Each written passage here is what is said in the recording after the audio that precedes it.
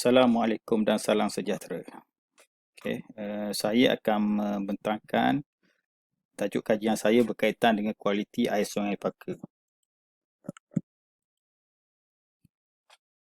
Saya Muhammad Hilmi bin Abdul Aziz dari Jabatan Kejuruteraan Politeknik Sultan Bizan Zainal Abidin.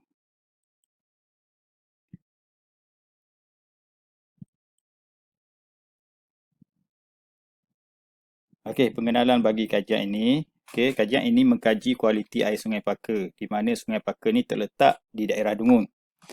Okey, terdapat pembangunan yang pesat berlaku di muara Sungai Paka seperti perumahan dan bangunan komersial. Sungai Paka merupakan sumber air utama bagi penduduk sekitar Dungun.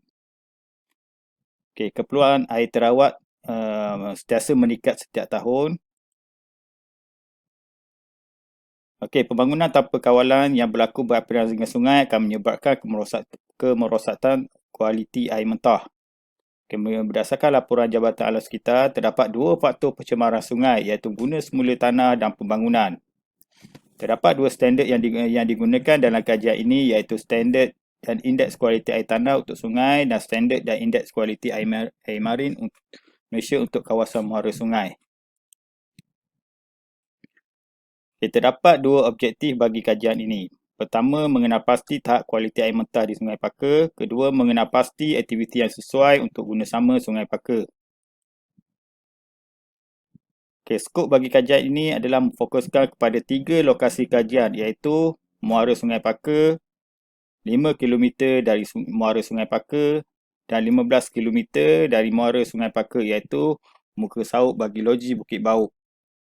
Okay, 4 parameter yang diuji dalam kajian ini adalah pH, kekeruhan, jumlah pejata larut ataupun TDS, conductivity. Okey, ini adalah sifat fizikal bagi air mentah.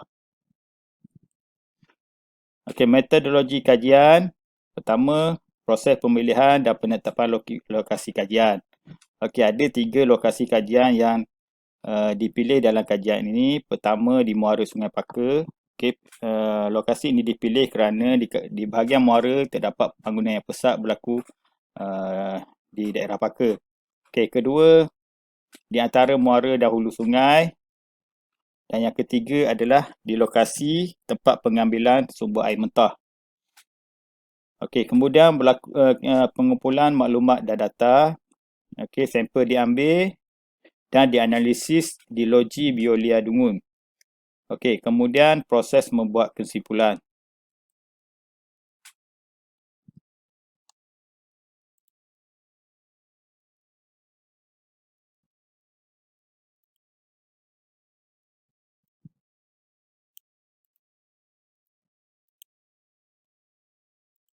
Okey, ini adalah lokasi yang pertama iaitu session yang pertama iaitu di muara Sungai Paka. Okey. Jika dilihat daripada Google Map ni, kita akan tengok pada muara Sungai Paka ada satu pembinaan ataupun struktur benteng pemecah ombak. Okey. So, fungsi dia adalah untuk menghalang daripada berlakunya hakisan pada bahagian kawasan penduduk ataupun perumahan yang berada di tebing sungai. Okey, so session 1 ni dijadikan sebagai tempat pengambilan sampel air.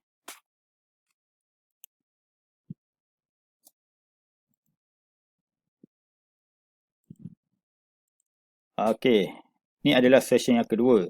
Okey, session yang kedua ni terletak 5 km daripada muara Sungai Paka.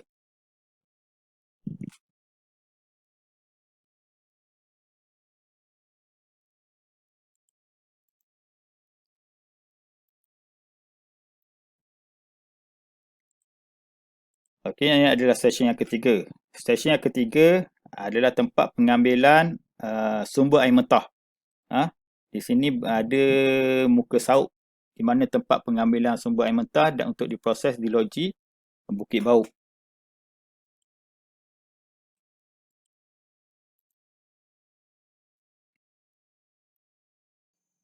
So, saya akan terangkan berkaitan data dan analisis. Okey. Okey, ini adalah parameter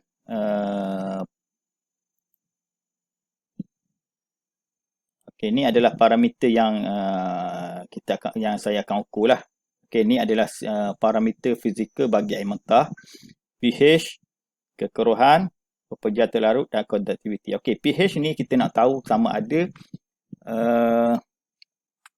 sumber air kita ni berada dalam keadaan asid ataupun beralkali. Okey. Untuk kekeruhan ni kita nak tengoklah ataupun nak uji sama ada sumber air kita ni berubah dari segi kekeruhan ataupun tidaklah. Okey, yang ni dia gunakan unit NTU, number turbidity unit. Okey. Untuk melihat sama ada keruh ataupun tidaklah sumber air mentah kita. Okey. Yang ketiga adalah untuk mengukur pepejar terlarut. Okey, kandungan pepejar yang terlarut, di mana pepejar terlarut ni sekiranya satu partikel yang boleh melebihi 2 mikrometer. Okey, kita kenali sebagai pepejar terlarut lah, ataupun kandungan asing yang berada dalam sumber air mentah kita. Okey, yang terakhir adalah konduktiviti. Okey, konduktiviti ni adalah keupayaan pengaliran elektrik lah. Okey, yang ni dijadikan sebagai indikator supaya kita tahu apa yang terkandung dalam sumber air mentah kita. Okey.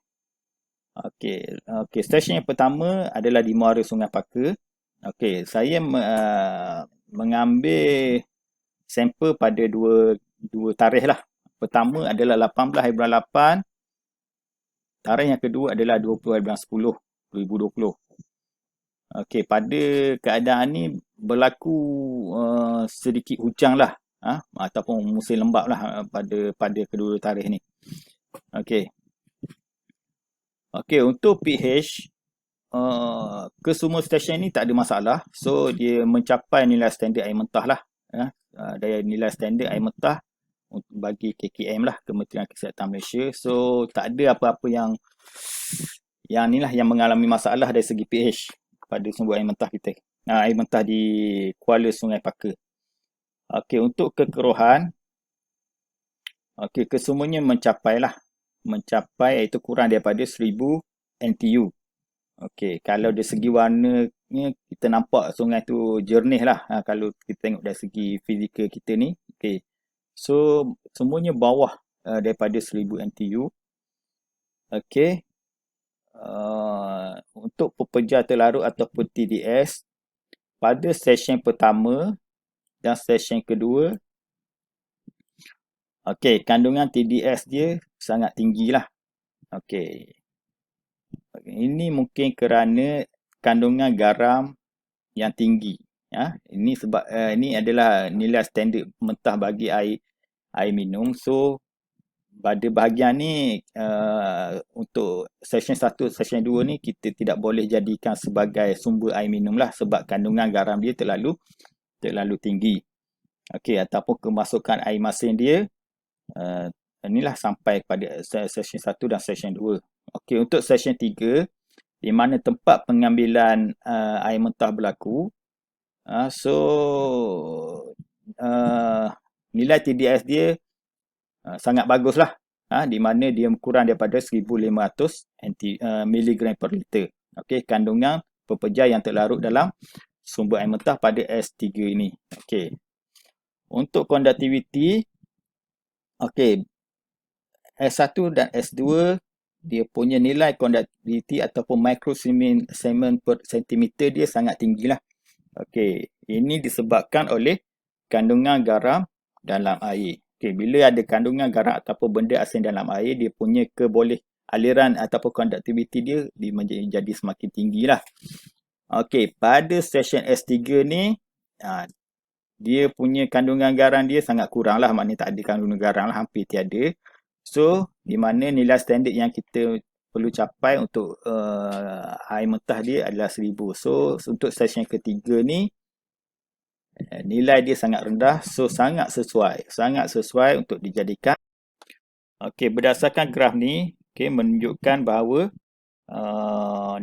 nilai pH dan kekeruhan dia mengalami pergerakan yang sama. Okey, kemudian graf pepejar terlarut dan konduktiviti juga menunjukkan kandungan pepejar terlarut dan konduktiviti mempunyai corak pergerakan yang sama. Okey, so pada session yang ketiga Okey. Dia punya kandungan garam dia sangat rendah lah.